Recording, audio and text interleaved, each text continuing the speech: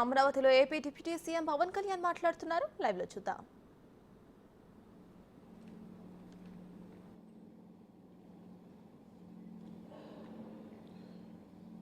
గత ప్రభుత్వంలో 2019-2023 వరకు 40,000 కోట్ల 579 కోట్ల రూపాయల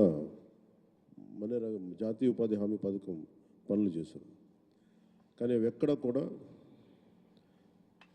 దాని రిజల్ట్ ఎక్కడ క్షేత్రస్థాయిలో కనిపించలేదు. దేనికి వాడారు డబ్బులు? పనులకే వాడుంటే, ఇన్ఫ్రాస్ట్రక్చర్ డెవలప్మెంట్కే వాడుంటే రిజల్ట్స్ కనిపించాయి. రిజల్ట్స్ ఇక్కడ నామమాత్రంగానే ఉన్నాయి. అలాగే పోయినసారి అంతకుముందు 2019-24కి దాదాపు 240 కోట్లు పైచిలుకు పంచాయతీల నుంచి ఆదాయం వచ్చేది. అందరికీ పెరిగినాయి కానీ పంచాయతీలకు ఆదాయం తగ్గిపోయింది ఈ వైసీపీ వచ్చాక. సో వాళ్ళు 170 కోట్లకు పరిమితం చేశారు. 19-24 అప్పుడు 240 కోట్ల నుంచి 270 కోట్ల దాకా వస్తే 19-23కి వాళ్ళు 170 కోట్లకు పట్టుకొచ్చారు. ట్యాక్సెస్ కలెక్ట్ చేయడం మానేశారు. ఏం చేశారు? అదొకటి ఒక ఇది ఉండిపోయింది. ఇది మేము చాలా త్రికరణ శుద్ధితో మార్చాలనుకుంటున్నాం. పంచాయతీల్ని బలోపేతం చేయాలి. వాటి కాళ్ళ మీద వాటి నిలబడగలిగే పంచాయతీలు ఉండాలి. సెల్ఫ్ జనరేటింగ్ పంచాయత్స్, వాటి విద్యుత్తుని అవే ఉత్పత్తి చేసుకునేలాగా రాష్ట్ర అభివృద్ధిలోనే కాదు దేశ అభివృద్ధిలో కూడా చాలా కీలకమైన పంచాయతీలు కీలకంగా ఉండాలి అని చెప్పి మన ఈ రివ్యూ మీటింగ్స్లో కూడా చాలా ముఖ్యమంత్రి గారితో జరిగిన రివ్యూ మీటింగ్లు కూడా తీసుకున్నాం. అలాగే ప్రతి పంచాయతీకి ఒక యూనిక్ గుణం ఉంటుంది, ఒక ప్రత్యేక గుణం ఉంటుంది. ఇప్పుడు మనకి విశాఖపట్నం ఆనందపురం విలేజ్, ఆనందపురం మండలం, విశాఖపట్నం లాంటి చోట ప్రత్యేకత అక్కడ పువ్వులు.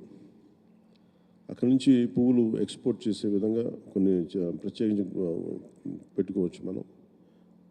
అలాగే అరకు కాఫీ మన అరకు విలేజ్ నుంచి వస్తుంది, అరకు మండలం నుంచి. అలాగే ప్రతి మంగళగిరిలో మన చీరలు కానీ,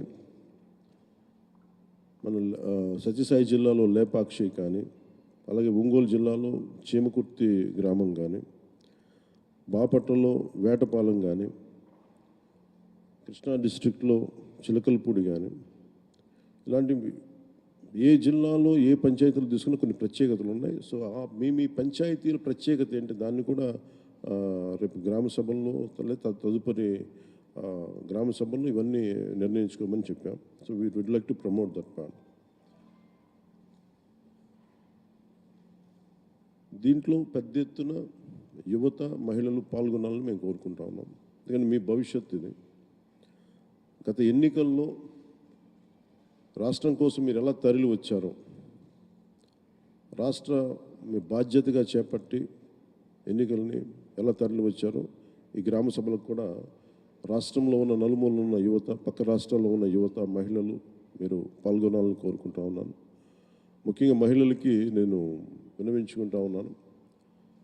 ప్రెసిడెంట్ ముర్ము గారు కూడా విలేజ్ పంచాయతీ నుంచే వచ్చారు, సర్పంచ్గానే ఎదిగారు. ఈ రోజున ఆవిడ ప్రెసిడెంట్ అయ్యారు.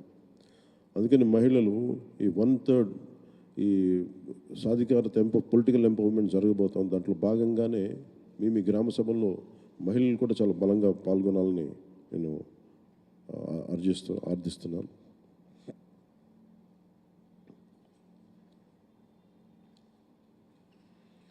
అలాగే పంచాయతీలకు సంబంధించి ఉదాహరణకి చాలా పంచాయతీలు నిరుపయోగంగా భూమి ఉపయోగం లేకుండా పోతుంది. అలాగే పంచాయతీలు మొన్నదాకా మనకి స్వచ్ఛ భారత్ కోసం ఒకప్పుడు మనకి ఓపెన్ డెఫికేషన్స్ మొత్తం గ్రామాల్లోకి వెళ్తే ఓపెన్ డెఫికేషన్ చాలా బహిరంగ మల విసర్జన కనిపించేది. స్వచ్ఛ భారత్ వల్ల చాలా వరకు తగ్గింది. ఇప్పుడు దాన్ని కన్సాలిడేట్ చేసి +1కి తీసుకెళ్లేలాగా పంచాయతీలు చేయాలని ఒక ఆదేశాలు ఇచ్చాం.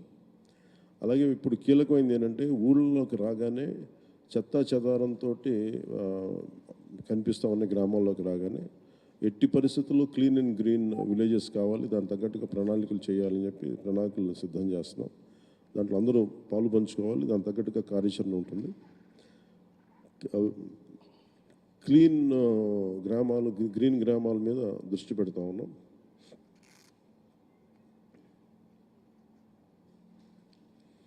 ఇంకొకటి కీలకమైనది ఏం చెప్పామంటే,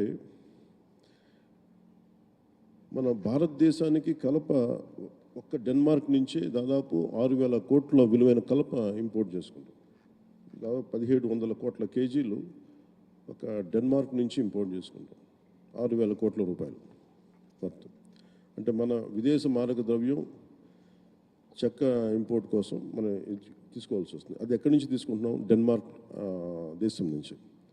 డెన్మార్క్ మన ఆంధ్రప్రదేశ్తో కంపేర్ చేస్తే దాదాపు దాంట్లో ఒక 0.6 టైమ్స్ ఉండవు, కనీసం ఒక పావంతు కూడా ఉండని దేశం. కానీ దాని నుంచి మనం దేశం ఎంత ఇంపోర్ట్ చేసుకుంటాం, మనం 3.8 టైమ్స్ ఎక్కువ డెన్మార్క్ వైశాల్యం కంటే కూడా. సో మేము కోరుకుంటుంది పంచాయతీ వ్యవస్థలు మేము చేయదలుచుకుంది ఏంటంటే, ప్రతి పంచాయతీలో 5 నుంచి 15 ఎకరాలు పంచాయతీ భూమి ఉంటుంది. ఆ భూమిలో మనకు కావాల్సిన కలపని మన సోషల్ ఫారెస్ట్ పెంచి దాని మీద దాన్ని వెల్త్ క్రియేషన్ జరగాలి త్రూ ఫారెస్ట్. దానికి కనుక ఒక ప్రాపర్ ఇంటర్నేషనల్ లేబులింగ్ ఒకటి వేయించి ఒక స్టాంప్, ఒక ఐఎస్ఐ మార్క్ లాంటిది ఒకటి వేయిస్తే దానికి విలువ చాలా ఉంటుంది అని చెప్పి చాలా మంది తెలియజేశారు. అది కూడా ఇంక్లూడ్ చేస్తూ ఉన్నాం. సో ఈ నరేగా ఫండ్స్ మొత్తం ఒక 87 పనులకి దీన్ని అప్లై చేస్తూ ఉన్నాం. ముఖ్యంగా ఫారెస్ట్ ట్రెంచెస్ తవ్వటం, అలాగే కొన్నిసారి మూగజీవాలు అడవుల నుంచి బయటకు వచ్చేస్తుంటే నీటి సౌకర్యాలు లేక, అలాగే లోపల అడవుల్లో కూడా ఈ వాటర్ ట్రెంచెస్ తవ్వి ఊటబావులు లాంటివి క్రియేట్ చేసి వాటికి వాటర్ సోర్స్ క్రియేట్ చేయడం కూడా నరేగా పనుల్లో ఒకటి కీలకమైంది.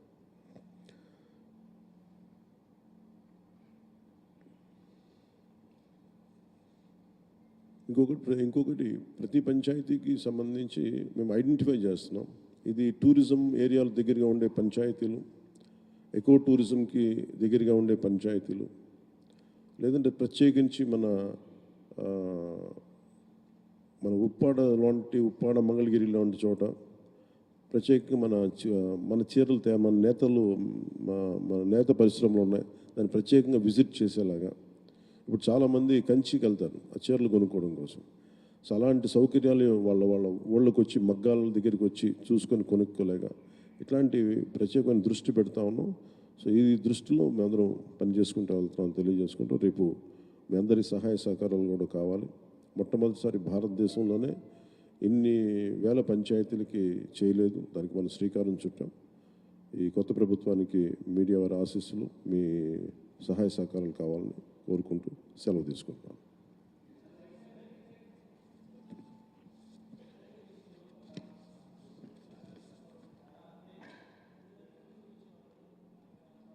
మళ్ళీ చెప్పండి సార్, మళ్ళీ చెప్పండి.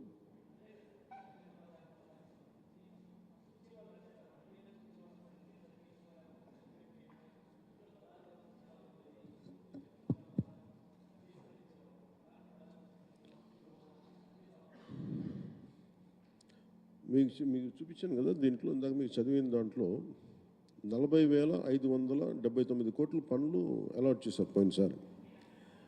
నేను రివ్యూస్ చేస్తున్నప్పుడు చాలా తప్పులు జరిగినాయి. ఉదాహరణకి పైప్ లైన్లు వేశారు. నేను నరేగా పనులు ఏం చేశారు, పైప్ లైన్లో కూడా జల్ జీవన్ మిషన్ కోసం పైప్ లైన్లు వేసి దానికి కూడా వాడారు.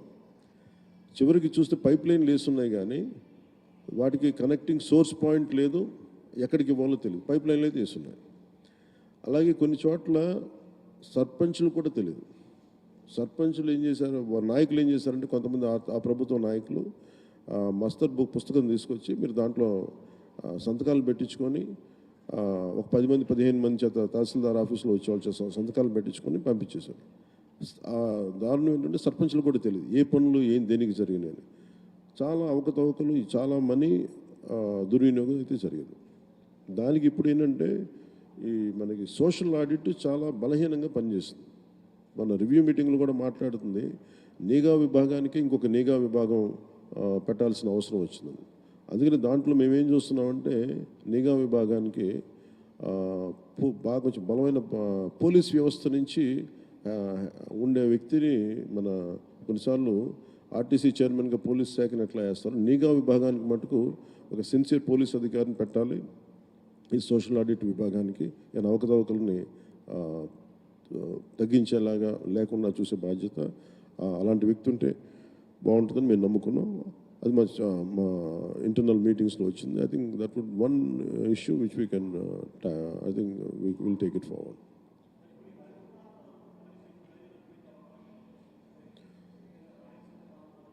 ఖచ్చితంగా ఉందండి. అది ఆ రోజు పరిస్థితులను బట్టి, ఎందుకంటే ఇది కేంద్ర ప్రభుత్వం తీసుకున్న గ్రేటెస్ట్ స్కీమ్స్. ఇది మనకి ఇవ్వడానికి కొన్ని చోట్ల 150 దినాలు కూడా ఇచ్చిన సందర్భాలు ఉన్నాయి. సో మనకు అవసరమైతే అది ఆ పరిస్థితులను బట్టి కరువు ప్రాంతాలు ఉన్న చోట పెంచే స్థాయి ఉంటుంది తప్ప ఇదే పరిమితం కాదు. డబ్బులు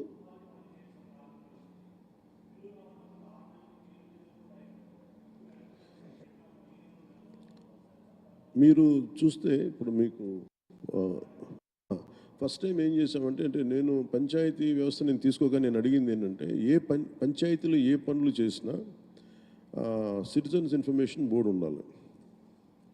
ఇదివరకు ఉన్నాయా అంటే ఆ ప్రాక్టీస్ 20 years బ్యాక్ ఉండేది, ఇప్పుడు పెట్టట్లేదు అని పెట్టారు. ఎందుకు పెట్టట్లేదు పెద్ద రీజన్ ఏం లేదు అని అడిగేవాళ్ళే. నేను చెప్పాను ప్రతి చోట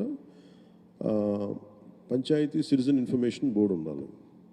అలాగే ఇది మేము పెట్టింది ఏంటంటే ప్రతి పంచాయతీలోనూ ఈ డిస్ప్లే బోర్డుని మీరు గ్రామ సభ అయిపోయిన తర్వాత ఏ పనులు ఒప్పుకున్నాం, ఈ పంచాయతీ ఏ పనులకు ఒప్పుకుంది, ఎంత డబ్బు అలొకేట్ చేస్తుంది ఏ పనులకి, ఇది గోడల మీదే కాకుండా సోషల్ మీడియా యువత కూడా ఏం చెప్పండి, మీ సోషల్ మీడియాలో ఇది మీరు డౌన్లోడ్ చేసుకోండి. ఇది డౌన్లోడ్ చేసుకొని మీరు భాగస్వామ్యం కావడానికి మీరు కూడా దీన్ని పదే దీన్ని చూసుకొని మీరు క్రాస్ చెక్ చేసుకోండి. అది మీకు అడిగే హక్కు ఉంటుంది అనేది ఇలా చెప్తున్నాం. 2 సోషల్ ఆడిట్ మటుకు చాలా బలంగా తీసుకున్నాం. సోషల్ ఆడిట్లు గతంలో కూడా మన సోషల్ ఆడిట్ చేసిన హెడ్ మీద కూడా చాలా అభియోగాలు వచ్చినాయి. ఆయనతో మాట్లాడాక ఆయనతో అభియోగాలు వచ్చినాయి. అందువల్ల ఆయన రిజైన్ చేయించేసాం. రకరకాల అభియోగాలు వచ్చినాయి. అంటే కొన్ని చోట్ల సోషల్ ఆడిట్లో ఏముందంటే పాపం సిన్సియర్గా పనిచేసే వాళ్ళని కూడా బెదిరించి వాళ్ళు చేయించకుండా చేయటం, కొంతమంది ఏమో పనులు చేయని వాళ్ళని చేత ఇట్లాగా అసలు కథలు చదివే కొద్దీ కొన్ని టీవీ సీరియల్గా పుంకాలుగా వస్తూ ఉంటాయి. అందుకనే we have a good team of panchayat officials.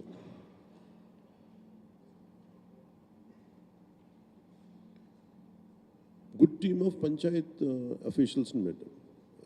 Panchayat వ్యవస్థ కానీ ఎన్ని డిపార్ట్మెంటల్ వ్యవస్థ ఎలా పనిచేస్తుంటే ఎవరైతే దాన్ని నడుపుతారో ఆ వ్యక్తి తాలూకు కమిట్మెంట్ బట్టి కింద అదే పర్క్యులేట్ అవుతుంది. సో నేనేం చెప్పానంటే పంచాయతీరాజ్ వ్యవస్థకి ఇది మేము చాలా నలిగి కష్టపడి ఇక్కడ దాకా వచ్చాం. The purpose of this entire elections is to bring transparency and accountability. జవాబుదారితనం తీసుకొస్తాం, పారదర్శకత తీసుకొస్తాం. దాంట్లో భాగంగానే మేము ఇది చేస్తాం, ఇలా చేయబోతున్నాం అని చెప్పాం. ఐ థింక్ అధికారులందరూ కూడా దాన్ని అర్థం చేసుకున్నారు. అండ్ వీఆర్ రెగ్యులర్గా దాన్ని మానిటరింగ్ చేస్తూ ఉన్నాం. ఇందాక మీరు అడిగిన ప్రశ్నకి 6 నెలలు మనకి మన్రేగా పనులకి డబ్బులు ఇవ్వలేదు గత అంటే మేము రాగానే వచ్చిన 2 నెలల్లోపే 2,000 కోట్లు ఆగస్టు 8కి 2,000 కోట్ల రూపాయలు విడుదల చేసాము. అలాగే మెటీరియల్ కాంపోనెంట్ గ్రాంట్ కూడా వచ్చింది, అది కూడా ఇచ్చేస్తాం.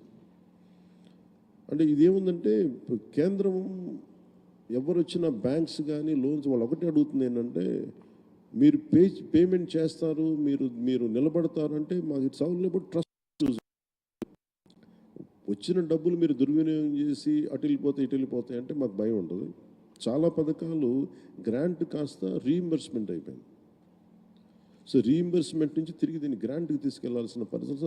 ఆ ట్రస్ట్లో భాగంగానే we have to create a social trust, trust between lender and lendee.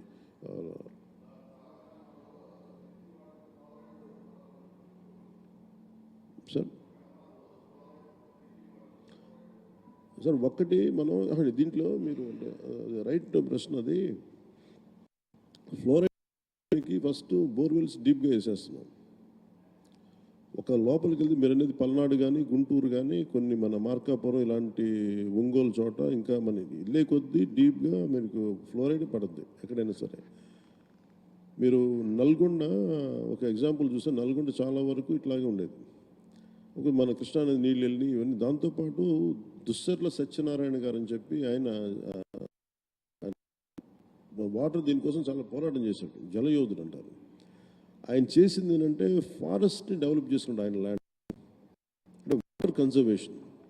So గ్రామాల్లో నేను పెట్టిన ఇదేంటంటే మీరు బోర్వెల్స్ ఒక 100 అడుగులు పడితే నెక్స్ట్ సంవత్సరం ఇంకొక నెక్స్ట్ సీజన్కి పడవు, మళ్ళీ ఇంకొక 50 అడుగులు ముందుకెళ్ళేటోటికి అక్కడి నుంచి వచ్చేది మనకి ఫ్లోరైడ్ వాటరే వచ్చేస్తుంది, which is effecting kidneys and bones. అందువల్ల ఇది అయిపోతున్నాయి. సో నేను ప్రత్యేకించి పెట్టింది ఏంటంటే వాటర్ కన్జర్వేషన్ మీద చాలా ఎక్కువ ఫోకస్ పెట్టమని చెప్పండి. అంటే తక్కువ వాటర్ కన్జర్వేషన్ కనుక చేయగలిగితే తక్కువ మనకి లోతులోనే నీళ్లు దొరికేలాగా, అండ్ బోర్స్ని ఎప్పటికప్పుడు రీఛార్జ్ చేసుకునేలాగా. రీఛార్జ్ పాయింట్స్ దాదాపు వాళ్ళు ఏమంటారంటే రీఛార్జ్ పాయింట్స్ బోర్లు తవ్వారు కానీ రీఛార్జ్ పాయింట్స్ తవ్వలేదని చెప్పారు. దాని మీద అంత దృష్టి పెట్టలేదు మేము అని చెప్పి అదొకటి దృష్టిలో పెట్టమని చెప్పాం. అంటే మేజర్లీ మనకి ఈ నదుల దగ్గర నుంచి వీటిని పైప్ లైన్లు వేసే ముందు మనకు దొరకగలిగేది అవి. వీటిని ఫిల్టరింగ్ చేసే నీళ్లు కానీ లేదంటే కొన్నిసార్లు అక్కడ ఆర్ఓ ప్లాంట్స్ ఏదైనా పెట్టాలి, ఇవి కూడా దృష్టిలో ఉన్నాయి కొన్ని ప్రత్యేకించి ఉన్న చోట. ఇప్పుడు ఏం చేస్తున్నామంటే మనం పల్స్ సర్వే అని ఒకటి చేస్తున్నాం. మేము కూడా అనుకుంది చాలా ఒకే రోజున సర్వే చేయాలి. ఆల్మోస్ట్ ఒక 16 ప్రమాణాల మీద 18 ప్రమాణాల మీద చేస్తున్నాం. అదంటే ఎన్ని లక్షల ఇళ్ళు ఉన్నాయి, ఎన్ని వాటికి నీళ్ళు ఉన్నాయి, వస్తే ఒక్కొక్క ట్యాప్ ఉంటే ఎన్ని గంటలు నీళ్ళు వస్తున్నాయి, ఎంత మోస్తారు వస్తున్నాయి నీళ్ళు, దాని సోర్స్ పాయింట్ ఏంటని చెప్పి మొత్తం 16 ప్రమాణాలతోటి సర్వే చేస్తున్నాం. ఇప్పుడు జరిగింది దాదాపు 22 లక్షలకి ఇళ్ళకి అయింది, అవుట్ ఆఫ్ 96కో 94 ల్యాక్స్కు. ఈ సర్వే మొన్న ఆపాము, దీనివల్ల మళ్ళీ కంటిన్యూ చేస్తాం. ఇవన్నీ జరిగితే మాకు ఏం జరుగుతుందంటే మీరు అన్నట్టుగా ఎక్కడ ఫ్లోరైడ్ నీళ్ళు ఉన్నాయి, ఎక్కడ నీటి సౌకర్యం బాగాలేదు, అక్కడ ప్రత్యేకంగా ఏం చేయాలనేది department will take an action అన్నమాట.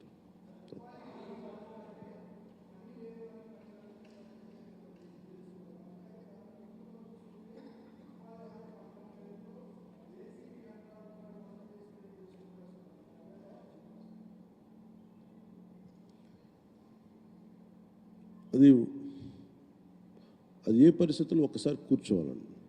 దాని మీద మరి ఏ పరిస్థితుల్లో చేశారో అది ఒకసారి ఏమవుద్దంటే కొన్ని వ్యక్తిగత పనులు కూడా వాడచ్చు. మేబీ వర్క్ కాంపోనెంట్ ఉపాధి హామీ పథకాన్ని తీసుకొని వాళ్ళు ప్రైవేట్ వ్యక్తులు అది పెట్టుకున్నారు లేదు ఒకసారి విచారించే దాని మీద స్పందించాలి. అది చూస్తాం. Will consider that part.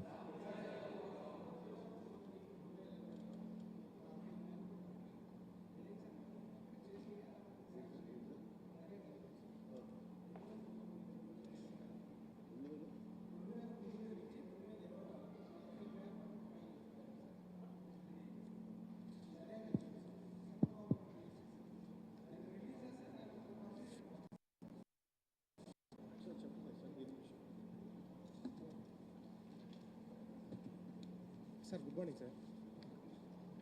చెప్పండి. సార్ 2019 నుంచి 2024కి 45,000 కోట్ల రూపాయలు సెంట్రల్ గవర్నమెంట్ నరేగా నిధులు రిలీజ్ చేసింది సార్. అంటే అది రిలీజ్ చేసిన అమౌంటా సార్ లేకపోతే మొత్తం ఇంప్లిమెంటేషన్ చేసిందా? ఇంప్లిమెంటేషన్ కానీ తీసుకున్నారు, ఇంప్లిమెంట్ చేసేసుకున్నాం. మనకి మురిగిపోయిన నిధులు ఎన్ని ఉన్నాయి సార్? నిధులు మిగులుతుంటే మా పరిస్థితిలో ఉండేది కాదు కదా. ఏ సార్ నిధులు మిగిలి ఉన్నాయంటున్నారా? ఎస్ సార్, చాలా వర్కులు చేయలేదు కదా సార్. ఇప్పుడు మీరు మీ వెనక ఇప్పుడు సిటిజన్ నాలెడ్జ్ బోర్డులో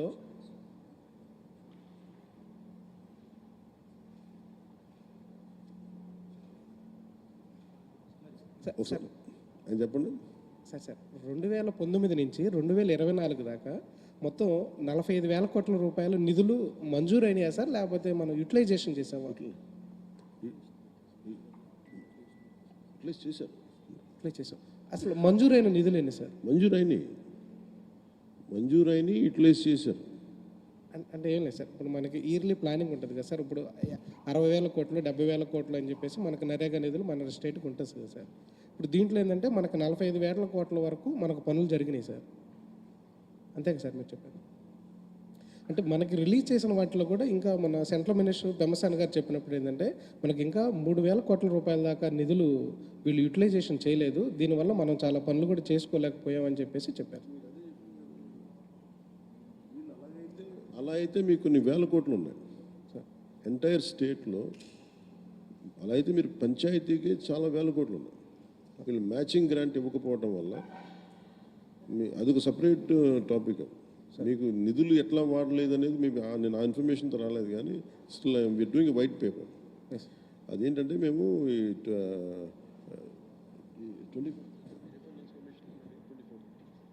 15th ఫినాన్స్ కమిషన్ గ్రాంట్స్ ఇంకా వాళ్ళు సరిగ్గా ఉపయోగించుకోలేదు. మరి చాలా గ్రాంట్స్ అట్లా ఉండిపోయినాయి, ఎందుకంటే వీళ్ళు మ్యాచింగ్ గ్రాంట్ ఇవ్వకపోవడం వల్ల. సో మీరు అలా తీసుకుంటే దాని it will be more than few thousands of crores, not just that part will let you know. ఆ ఇన్ఫర్మేషన్ ప్రస్తుతం నా దగ్గర లేదు. అంటే ఏం లేదు సార్, ఇప్పుడు నరేగాకి చేసేటటువంటి పనులు